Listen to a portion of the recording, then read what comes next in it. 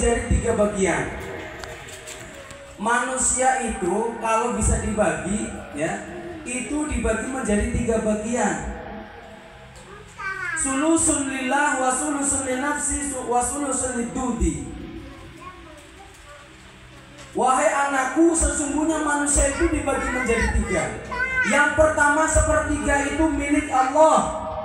Yang sepertiganya lagi milik dirimu sendiri. Yang ketiga adalah miliknya belatung dan cacing. Ya Allah. Ya, masih ingat ya? Masih ingat? Saya ulangi lagi sedikit. Kata Luqmanul Hakim kepada anaknya, wahai anakku, sepertiga badanmu itu milik Allah. Nah, yang milik Allah ini apa, Bu? Apa yang milik Allah ini? Apa? Kebaikan. Roh. Sepertiga di dalam tubuh kita, milik kita. Itu milik Allah. Yang milik Allah itu apa? Ruh. Bu, ya, bapak-bapak nih, kalau ini diri kita nggak ada ruhnya, kira-kira bisa hidup apa tidak? Tidak. Motor kalau ada bensinnya hidup apa tidak? Tidak. Ya. Ya, ini ruh ini bukan milik kita, Bu, miliknya Allah. Maka sepantasnya kalau miliknya Allah, ya Allah terserah mau ngambil kapan aja. Kalau ruh yang ada dalam diri kita itu milik Allah, pasti akan kembali kepada Allah. Mas Ipang punya bos, ya. Bosnya ngasih inventaris motor. Kira-kira kapan aja mau diambil, bebas gak tuh bos? Bebas, namanya inventaris. Lalu inventaris kan. Sama dengan ruh yang ada dalam diri kita. Ini inventaris dari Allah. Allah kapanpun akan ngambil, itu haknya Allah. Ya. Dan apa yang menjadi hikmah buat kita, bahwa hidup ini berarti tidak akan selama-lamanya, karena ruhnya akan diambil oleh Allah, akan kembali kepada Allah. Sepertiga dalam diri kita yang namanya ruh itu akan kembali kepada Allah. Pasti itu akan kembali, diambil pasti. Ya. Tuh, ya, makanya yang hadir pada siang hari ini, ya, ayo kita bertafakur hari ini, siang ini, ya. Apa yang kita punya, semuanya pasti akan kembali kepada Allah. Kepada Allah, masya Allah, ya. Makanya ada nyanyian orang-orang hujan di kampung itu dulu, ada tuh. Ditutupi anjang-anjang diurut, dan siram kembang, tonggo-tonggo podo nyara, karo nangis kaya wong nambah. Tumpakane kereta Jawa, roda papat rupa manungsa, umahe umaku tanpa pangkat, tanpa kloso. Nah, coba perhatikan dulu. Iya, benar. Nyanyian yang sederhana ini diciptakan oleh para alim ulama untuk mengingatkan bahwa ditutupi anjang-anjang itu keranda, itu maksudnya. Iya. Artinya hidup itu akan selesai. Ada batasnya. Ya, tonggo-tonggo podo nyala, karo nangis koyo wong nambah. Padang layar maksudnya. Tumpakane kereta Jawa. Kereta Jawa itu apa tadi? Ya tadi keranda. Kereta orang Jawa katanya. Dulu kan masih pakai bambu ya, Bu ya. Sekarang udah modern pakai mobil semuanya. Ya. Terus apa? Umahe umaku. Rumahnya itu seperti gua. Gelap. Berapa kali meter itu nanti ada lubangan kecil yang akan menjadi rumah abadi kita nanti di akhirat, di alam barzakh. Ya, rumahnya kecil sepetak itulah yang akan kita tempati nanti. Gitu ya. Tanpa bantal, tanpa kloso. Ada Bu yang dibawain bantal? Enggak. Enggak ada ya. Ya. Bantalnya pakai tanah. Ya. Ya, artinya apa? Sepertiga yang ada dalam diri kita itu, seperti nyanyian tadi, adalah untuk mengingatkan kita bahwa jangan ada kesombongan dalam diri kita, jangan ada keangkuhan dalam hati kita. Semuanya pasti akan diambil oleh Allah Subhanahu wa Ta'ala. Yang kedua, sepertiga lagi wahai anakku, nasihat Luqmanul Hakim kepada anaknya. Diriku sendiri. Wahai anakku, sepertiga lagi yang ada pada dirimu adalah akan kembali padamu. Apa yang akan kembali? Amal ibadahmu. Amal ibadah kita, perbuatan baik kita, itulah yang akan menemani kita di alam barzakh nanti.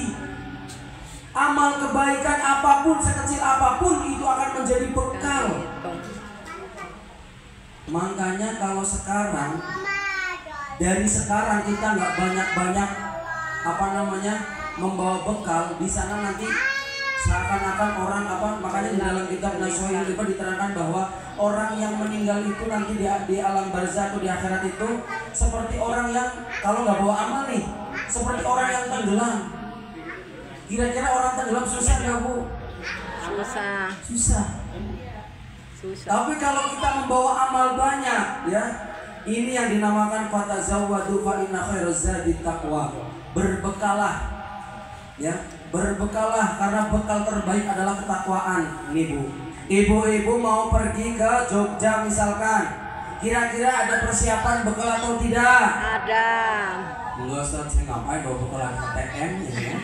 Taruh aja di ATM bekalnya, duitnya itu kan tetap aja itu bekal, iya nggak? Iya. Kalau kita sudah tahu bahwa perjalanan itu akan jauh, pasti kita akan membawa bekal. Apalagi nanti kita akan menghadapi yang hidup selama-lamanya di akhirat. Wal akhiratu khairu wa abqa.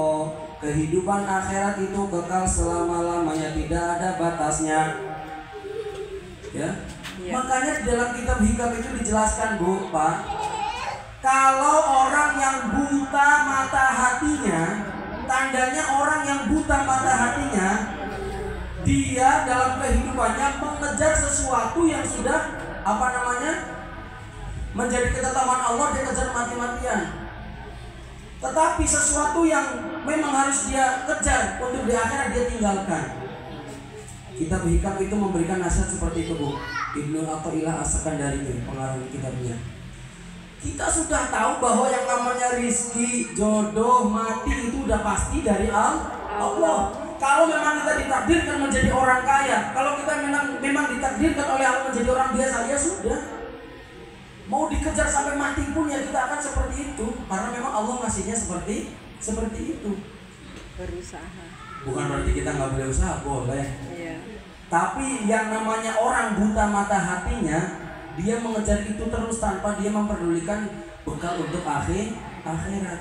Nah, berarti orang yang tidak buta mata hatinya adalah perkara akhirat yang dia kejar demi bekal di akhiratnya. Nah, ini jangan sampai salah pilih.